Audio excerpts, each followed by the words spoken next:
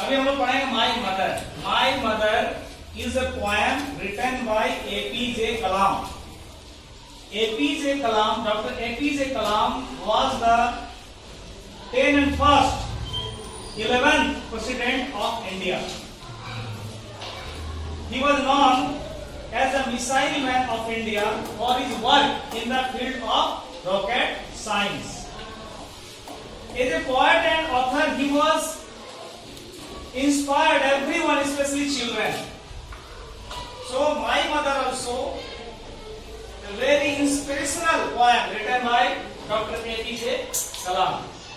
First question of this chapter: which places of his childhood days does the poet recall in the poem? पहला प्रश्न ये कह रहा है माई मदर का कि वो क्या क्या चीज है जो कि डॉक्टर एपीजे कलाम को याद आते हैं। कौन कौन से चीज है? तो इसका आंसर हो जाएगा द चाइल्ड्स डेली, इसका आंसर हो जाएगा the place which the poet recalls in the poem of his childhood days is Rameshwaram, the birthplace of the poet, sea waves and golden sand. क्या क्या चीज है जो डॉक्टर एपीजे अब्दुल कलाम को याद आते हैं बचपन के? रामेश्वरम याद आता है। रामेश्वरम मतलब उनके बचपन के दिन जहां बीते, जहां उनका जन्म स्थान है। रामेश्वरम तमिलनाडु में है, जहां उनका जन्म हुआ था, समुद्र के किनारे।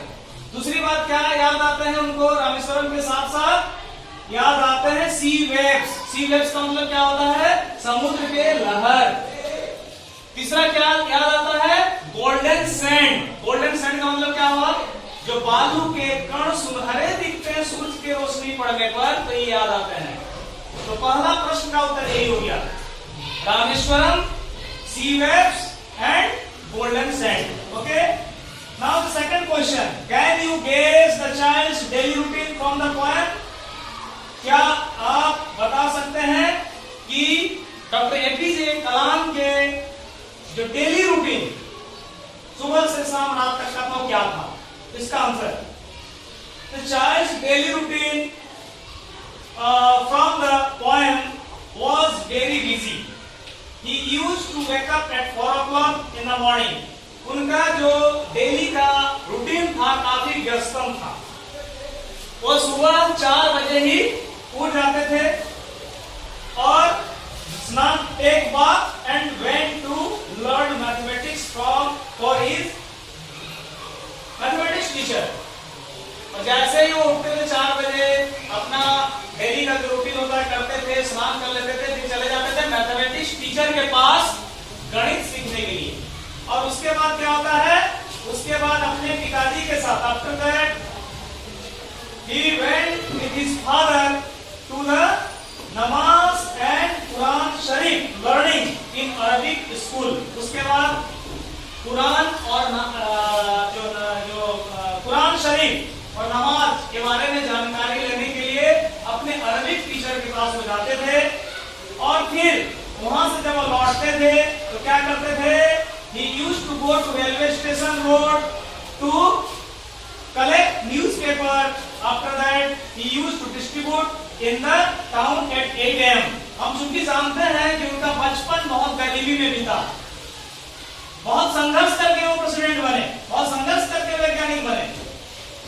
तो सुबह सुबह क्या करते थे? वो रेलवे स्टेशन रोड पर न्यूज़पेपर वाले जो हॉकर्स आते थे, न्यूज़पेपर लेते थे और न्यूज़पेपर लेने के बाद फिर उसको डिस्ट्रीब्यूट करते थे, माने बांटते थे। कितने बजे तक? 8 बजे तक। ठीक है। In the evening he used to collect dues from customers. शाम को क्या करते थे? वो जो न्यूज़पेपर देते थे तो पैसे भी उनको चाहिए, तो सारे ड्यूज जो बकाया राशि उसको कलेक्ट करने के लिए जिसको उसको न्यूज़पेपर दिए रहते थे उसके पास वो जाते थे। और as a young boy he was walking, running and studying all together. एक यंग बॉय के रूप में वो क्या करते थे? रनिंग भी करते थे, वॉकिंग भी करते थे और स्टडी पढ़ाई भी करते थे। Okay, now the third question, what are the feelings of the poet for his mother? चूंकि कविता का नाम ही है माय मदर, अपने माँ के प्रति उनका सम्मान बहुत था, अपने माँ को वह प्यार करते थे, लव एंड अफेक्शन माँ के प्रति बहुत ज्यादा था। अपने मां के प्रति उनका भावना क्या था, इसके बारे में लिखना है। तो क्या हो जाएगा answer? The poet has very much love and affection for his mother.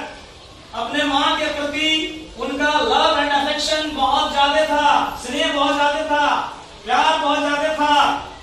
He says that only his mother understand him and can feel his pain.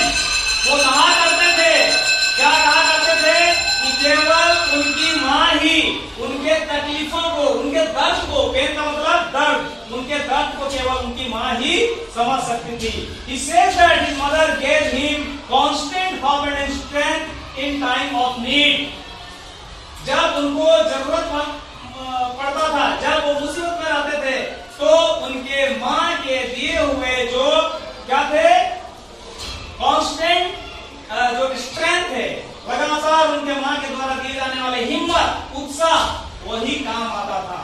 हमेशा उनकी माँ उत्साहित करती थी, कभी भी बोलती थी घबराओ मत, ये समय आया है बीत जाएगा। तो उनकी मदर उनको कांस्टेंट होप एंड स्ट्रेंथ दिया करते थे नीड के समय।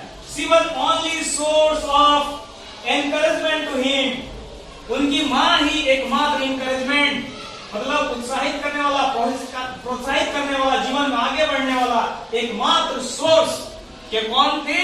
उनकी माँ थी। Okay, he says all his pains were washed away when his mother moves her caring hand on his head. माँ के जब हाथ सर पर उनके पड़ते थे प्यार से, केयर से, तो सारे दुख वो कहते हैं मैं भूल जाता था। मैं जितना भी दुखी रहता था, जितना भी परेशान रहता था, जब मेरे माँ के केयरिंग हैंड्स मेरे सर पर पड़ते थे तो मैं सारा चीज भूल जाता था। Okay, the poet says that all that he is today is because of his mother. आज जो भी है वो, पहले वैज्ञानिक बने, फिर राष्ट्रपति बने, तो सब उनके माँ का ब्लेसिंग, सब उनके माँ के कारण ही बने। तो this was the feeling of poet, ठीक है, फॉर हिज मदर। ओके,